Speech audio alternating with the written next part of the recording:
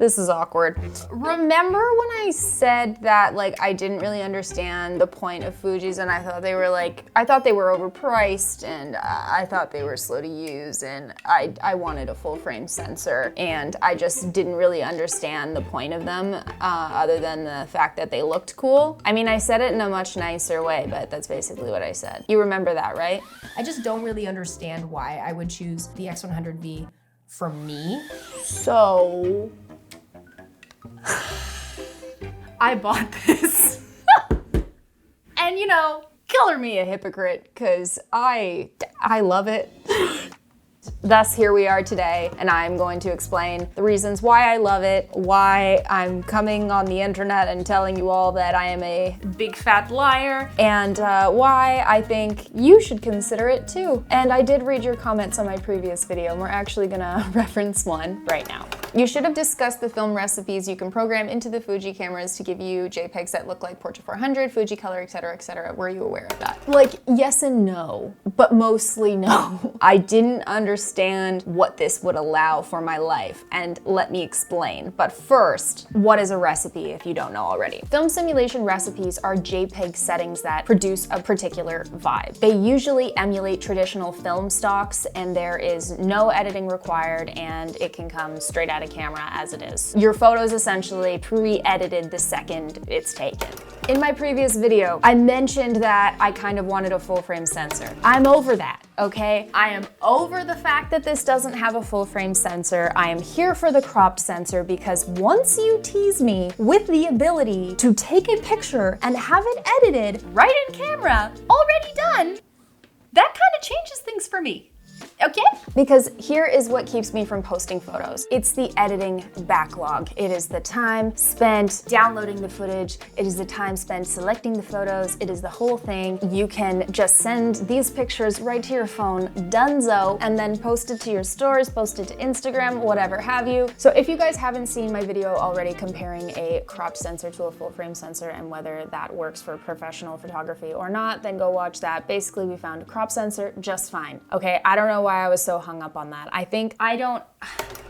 Let's talk about the size and portability because that is honestly the biggest reason why I got this in the first place. So coupled with the recipes, this is very small. This is very lightweight. I got this strap, I can sling it over my body. It's a fixed lens, it's compact, it's lightweight, it's perfect for travel. And what I want more than anything and what gap I've been trying to fill in my kit, and I thought I filled it with my Sony a7C, but not quite, is just something to carry around for the day when you're like with your family or you're going for a hike or you're walking through a market and like you didn't really plan on taking pictures that day, but you also like don't want to not bring a camera because you might take photos. If inspiration strikes, you want to have something on your body, you know what I mean? And sometimes like cameras are big and clunky and you want something that's professional, that's going to give you the results you want. And the other thing is like, at least when I'm traveling and when I'm walking around in said market or on said hike, those are the kinds of photos that I don't necessarily want to take them back later and edit them. I just kind of want them to be done because maybe they're family photos, but I want my family photos to look professional. Do you know what I mean? I think I'm rambling at this point. That's what this will do for me. That photo will be done. I like carrying this around. You know why I like carrying it around? Because it's not bulky, because it's cute, because it's lightweight. I don't have to think with these photos. I can easily pop out the flash if I want to and take some like wholesome flash photos at night, maybe when I go dancing with my friends, and I could have a recipe that emulates point and shoot camera. Like, it's just overall less fuss,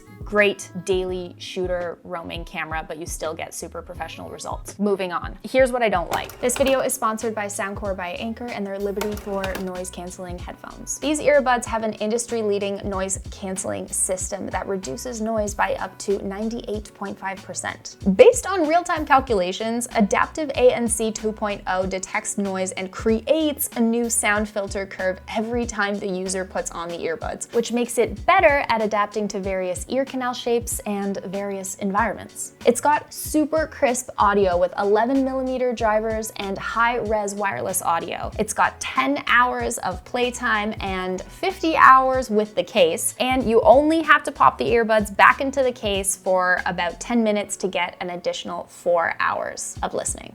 Personally, I love wireless earbuds when I'm traveling because I need to consume a lot of content on the go. I need to create a lot of content on the go. And I need to get as much sleep and relaxation as possible on the go. So when I'm on a plane and I just want to be in my own little world and maybe I want to take a nap, noise canceling is my best friend. The other thing I love about products like these is when they're intuitive. And I figured this out in the first like 10 seconds. So I opened it up, it connected to my phone immediately, popped up in my Bluetooth menu. I put these in my ears, and stopping and starting and going to the next song and switching between the different noise cancellation modes is just a matter of pressing and holding or tapping on the earbuds themselves. It was super easy to use, and I can't wait to take them on my next trip. Big thanks to Soundcore for sponsoring this video, and let's get back to talking about this guy. Here's what I don't like. These little shits. These burn out way too quickly. I already have 3 of them, and I can tell you right now that I will be using all 3 every time I take this out to shoot, and I probably need more depending on how much I end up shooting in a day. And that's kind of annoying for the camera that's supposed to be no fuss and I'm supposed to carry around and I'm supposed to enjoy shooting with it all day. To have to keep switching out batteries and have the battery always dying, that's not it. Okay? This is where I eat all my words. The main reason why people pick up Fujis is because it's just another source of inspiration for photography. And like any, I'm gonna say job because this is my job, or like any hobby, after a while, it can get boring, and you need to find new ways to excite yourself and reinvigorate yourself with the craft of photography, okay? For me, sometimes that's getting a new piece of gear, and that is an expensive way to re-inspire yourself, but it works, okay? Getting this camera, and like I said, I'm a Sony gal. This is my first Fuji. It's a fun challenge to go through the menu, to set up the custom buttons, to find out an intuitive way of how to use it. It's a different shooting experience, and you know what we don't emphasize enough? That photography is in itself an activity. I think we're getting serious. I think we focus a little too much sometimes on what comes at the end of the process, like the finished photo. We focus a lot on posting it and showing it to people. We forget that like just the activity of shooting can be fun in itself. This for me is what is keeping photography exciting. It's picking up a camera like this and reinventing the way that I'm normally shooting that keeps this exciting, that keeps me flexing those creative muscles. I mean, it's not about posting, but it's going to allow me to post more because these pictures are done. They're literally done when I take them. And for some of us creatives, we just kind of want the thing done as fast as possible to get that little dopamine hit. All right, and that's why I love the X100V. Dopamine. Bonus as well that this is adorable. So here are some of the things that I've done to make it look cute and fun and like it's mine. You can get little custom shutter buttons. I picked a red one so that it would pick up the red on the front of this thing here. And it's kind of leathery, has a nice texture. I like it. I also got this black strap. I think Chris has the same one. He has it in green, but it's a really good length to just put it around your body like that. It's a good height for carrying around. I also got this square lens hood. It does have a lens cap. Chris actually got this too, and he recommended it to me because it sticks out a bit. So if you don't want to be taking the lens cap on and off all day, this protects the glass from actually getting scratched or chipped. So I did like that feature. However, when you are using the flash, this is going to get in the way, so you do have to unscrew it and take it off.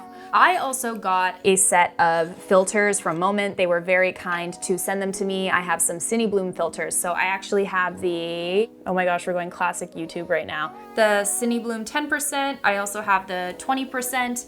I have a UV filter and I have a circular polarizing filter, but 20% was a bit much for me. I think 10% is perfect. What the bloom filters do is essentially bloom the highlights. It's a really beautiful effect. It kind of emulates what you would get with film, so I think that's something I'm just gonna be leaving on all the time, and then I can screw the hood on over top. The aesthetic person in me likes that it's a cute camera, so sue me. In my last video, I also mentioned that I wasn't super crazy about the manual dials on top, and I'm still not. Some people love that it's like going back to film and more purposeful with shooting. I totally get it. I do like that I can physically see it. Like if you were a beginner, that's probably a nice feature to be very aware of everything that you're adjusting. That's kind of a cool concept. However, I have preset my front scroll and back scroll custom function wheels.